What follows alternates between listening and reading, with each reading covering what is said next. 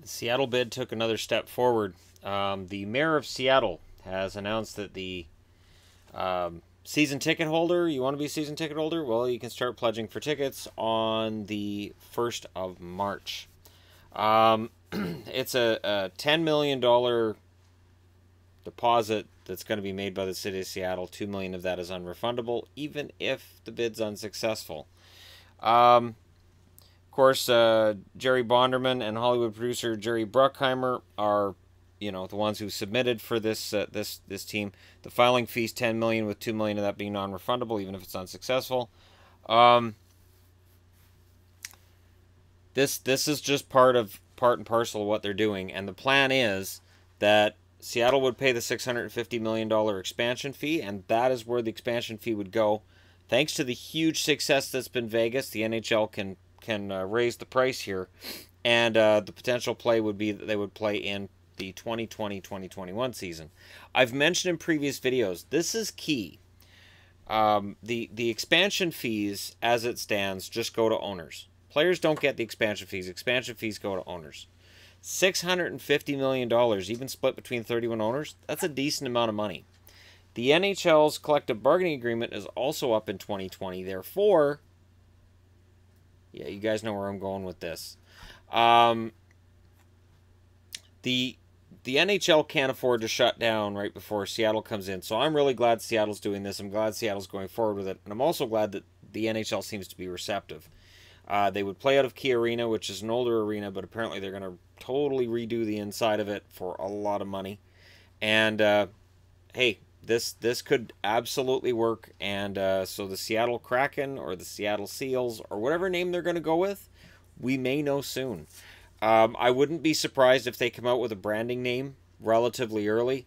Maybe to get some more interest in buying season tickets in Seattle, get the public to really, pay attention to what's going on, and maybe put a little bit of pressure on the NHL to accept the bid, even though it won't really take any pressure for the NHL to accept the bid. But hey, I like it when a team brands itself early. I like it when a team comes right out and says, here we are, here's our identity, here's what we're going to do. Rumors are already circulating about who might be the first GM for Seattle, and the idea that there are men that are ready and lined up to take that job. Partly because I would imagine they've seen what Vegas had to choose from, how well stocked that team was out of the gate, and they realize that if it's going to cost $650 million, the NHL will do it again.